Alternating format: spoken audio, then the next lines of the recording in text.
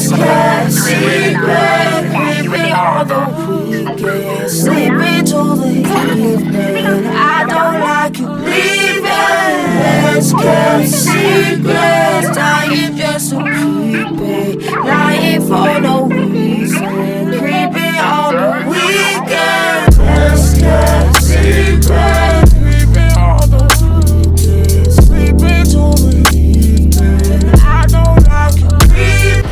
What's up YouTube, and I'm back with another video update. In today's video I'm gonna be going over some of the issues that I noticed in my tank, such as algae and Zoe's doing weird stuff. So let's get it, baby. Before we get started, I need you guys to do one thing for me, and that's to like and subscribe and comment on this video, because it really helps me out, guys. So let's get it. And first, I'm gonna show you some of the, how the corals doing in this tank. And as you guys know, the corals are doing wonderful in this tank. Man, look at the colors though. The colors are nice. Everything's nice and flowing, and yeah, I can't ask for nothing else, guys. Everything's looking nice and healthy. Torch is flowing. Actually, I seen them extend a little further than that, so something might have pissed them off. But yeah, man, just to be able to come home to this every day is a blessing, guys. It's a blessing. It really is. Zoe colony is doing great. Colors are sticking out, as usual. But these zoes right here, guys, I never understand, like, why do zoes do this? Like, every now and then I have a colony of zoes that does this exact thing right here. If you know why, put down in the comments down below why you think this happens. But as you can see over here in the garden, everything's looking nice. It's filling in pretty nice. But even these yellow ones right here to the side, these guys did the exact same thing. Actually, this colony was a lot bigger. And you guys, actually, if you remember when I had the Superman zoes or the fire ice zoes, wherever they was, you can see a few of them right there. The red and blue ones. This whole rock was filled with that, but then they pinched together like that, and I don't know, they just disappeared, and then they came back too. I just never understood it. Is that just something that zoes do? They grow real fast, and then they just die off, and then they grow real fast again and die off. I don't know. So let me know down in the comments what you think going on. I also noticed that I'm starting to get a little bit of bubble algae issues in my tank. So I know what that means. That means that I'm pretty much feeding too much, and I need to slow down on my feeding. That's usually how I know when I'm starting to feed a little bit too much. And then I dial it back a little bit, and everything usually goes back to normal. I did put a emerald crab in here. I might go get another one just so you can help out, keep it tamed. But yeah, let me show you guys that bubble algae. Yeah, you see it right there next to the torch. It's starting to spread a little bit, but once the emerald crab get over there, he'll clean that right on up. But yeah, see, that's something that I don't do. I don't really chase numbers on my tank. Now I do my water change, every 2 weeks. Sometimes I might even skip the 2 weeks, and I might hit it on the 3rd week. But as far as chasing number, guys, I really don't chase numbers anymore. I noticed that when I chase numbers, I panic, and once I panic, I feel like I mess something up even more. So I start chasing numbers, guys. Okay, so I found Mr. Krabs right here. He's over here doing his job, cleaning it up. He's doing his thing. And I'm gonna have to get him a Mrs. Krabs in here soon, so he can just to help him out. I know he got a big tank to clean, guys. This is a big tank. I mean, it ain't like 300 gallons, but 80 gallons of water is still a pretty big tank for such a small crab. And yeah, so I'm pretty much gonna get him a little buddy to help him clean up. Yo, if you made it to this part of the video, make sure you leave your boy subscribe and like. I mean, what are you waiting for? Go ahead and knock it out for you, because it really helps your boy out. Let's go, baby. Yo, look how much this coral has grown, guys. Like, I don't know if I can get y'all. Here, let me get y'all a better picture. Look at that, man. It's encrusted all the way across around. this mug is growing pretty nice. But just another thing that I'm just starting to get addicted to, guys, is those sticks, man. Those Acropora is so nice. I don't know why.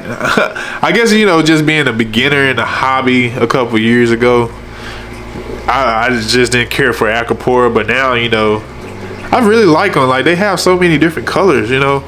And right now, I don't even have the most colorful ones, but this one right here, definitely. I do like that guy right there, though. That guy right there is nice, and he's growing pretty fast.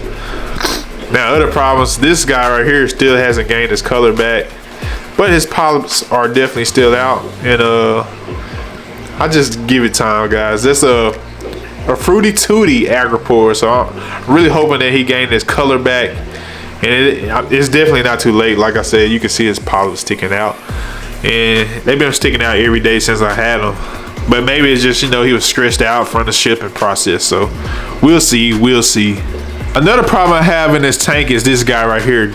Like, he's a well-modeled citizen in the tank, but the only problem, he is prone to getting ick all the time. As you can see, he's already breeding rapidly. He gets it at least once a month.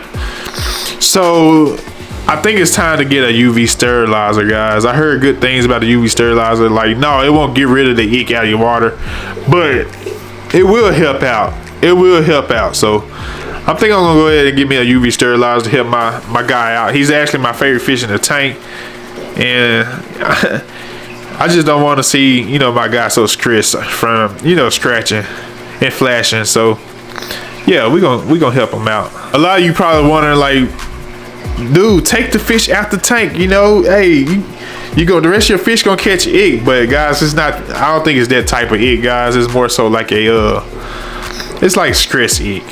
And you can see he kind of scratched himself on the side right there. But it's healing now.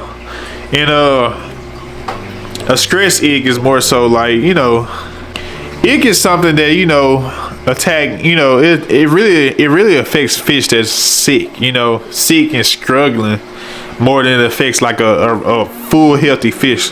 Like this guy right here, guys. This guy swim laps around this tank all day, every day. And yeah, so long as I keep him fed, long as I keep him, you know, well fed, you know. So that's really pretty much it, guys. Is well fed. So just keep him well fed, and he will live through it. He'll eventually get rid of the ick on his own. But yeah, it's gonna always come back. So maybe one day I will take him out and, you know, quarantine him. But as far as right now, I'm just gonna give me a UV sterilizer and keep feeding him good. I can say this stuff right here, if you can see it, cell cone. I can't. Let me get the focus. Anyways, guys, the cell cone stuff, I think it really helps out because it adds nutrients into the diet that, you know, that he normally don't get from these frozen mysis shrimp and this algae sheet that he eats every day. So I think that helps out a lot too. And heard it also helps with fin rot too. So guys, here you go. Trying to get you to see him when he's flashing, so you can know what flashing looks like. And that's how I know he has ick. And of course I see the spots on him. You probably can't see it on the camera, but I see them. But if you was wondering about the other fish in the tank, guys, the reason why the other fish in the tank don't really catch the ick is because they have such a strong sheet of mucus on their skin. I have very hardy fish in this tank. Only fish that's not hardy is my tang, and sometimes my yellow quartz wrasse. The clownfish, the pajama cardinal, the bang-eye cardinal, even the mandarin fish have a thick mucus coat on top of their body that can protect them from ick. Now, it doesn't always protect them, but for the most part, I say 90% of the time, as long as they're not stressed out, it does protect them. But sidetrack real quick, look at that bird nest though, man. That bird nest is nice. That's the bird of paradise bird nest. And it's growing fast, yo. It's super, like, it's growing like it's on steroids. And that's gonna be cool, because I wanted to actually encrust on that back glass back there. And, you know, have like a forest going across the back glass. That's my whole intent of it. So we'll see what it do. we'll see what it do. Another acropora that's, you know, always polys out. But I also heard that, you know, acroporas, it could take up to 6 months to regain its color. So I'm very optimistic about it. And yeah, as long as I keep my water in check. And I know I just talked about not chasing numbers, but so far, as long as I do my water change, I haven't seen any problems out of my acropora, guys. That's it. But anyways, guys, this is it for this update.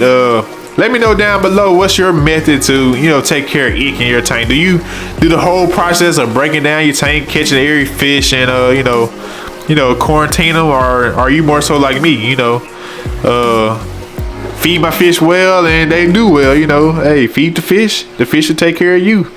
Are you that type of person? Let me know down below, guys, what your success plan of, you know, managing it, because obviously I'm not beating it. Ick is always in my tank. It's gonna stay in my tank unless I take every fish out for 6 months, and I just can't see myself doing that, guys.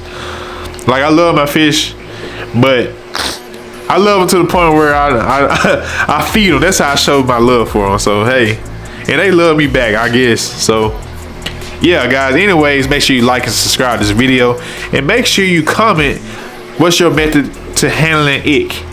Yo, guys, stay safe, keep reefing, and stay salty, baby.